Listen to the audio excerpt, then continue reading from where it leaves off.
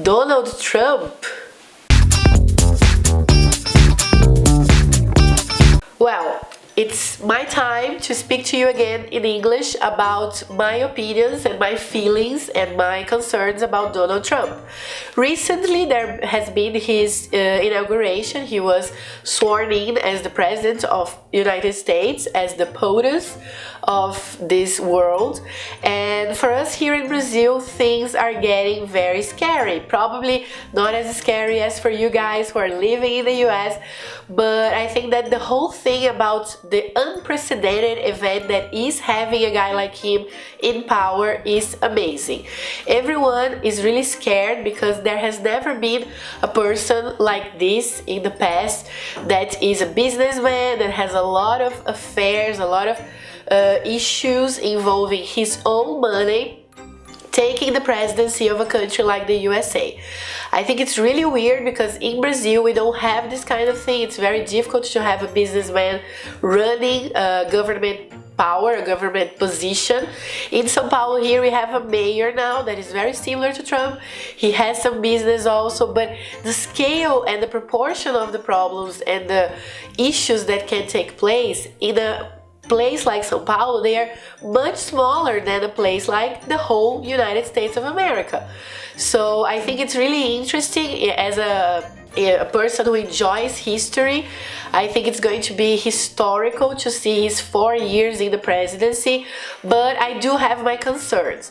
I have some friends who live in the US, I have some friends who live in Europe, and I think it's really scary to see the kind of commotion, the kind of issues that things are being raised. I saw the other day a video about a supporter from Trump.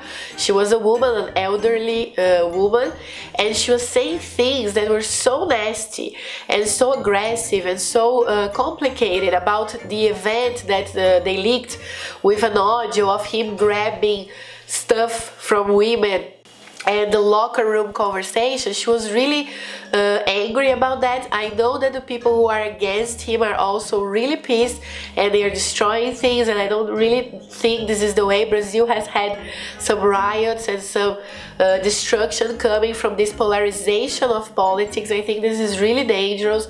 I saw his inauguration speech, and comparing to Obama 8 years ago, it's really weird. It's really hard to see how much he's prioritizing America compared to other countries in the world. I know we have to govern for the citizens of the countries. I know the countries want them to be heard and want them to be seen, but I think that it's scary when he says I'm going to govern for America and for Americans, because the generic and global view of the world today is really fragmented. It's really separated. So I think it's really hard for us to have the biggest potence in the world ruling just for them. You know, it's going to be hard for other people to reach where they are if they don't help or if they don't see them as citizens. So it's very easy to see the difference between Obama's speech 8 years ago and Trump nowadays. I think it is really hard to see what's going to happen, to predict or foresee the future, but I know it's going to be tricky to analyze and to deal with the changes that are going to happen. I don't live in the United States. I'm not an American citizen.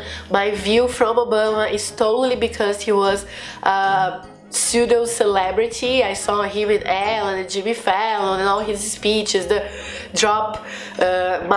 mic drop that he had on that amazing day that he was talking to the people. So I think it's really tricky to compare, but I was a fan of Obama. I was a fan of a lot of things that he did.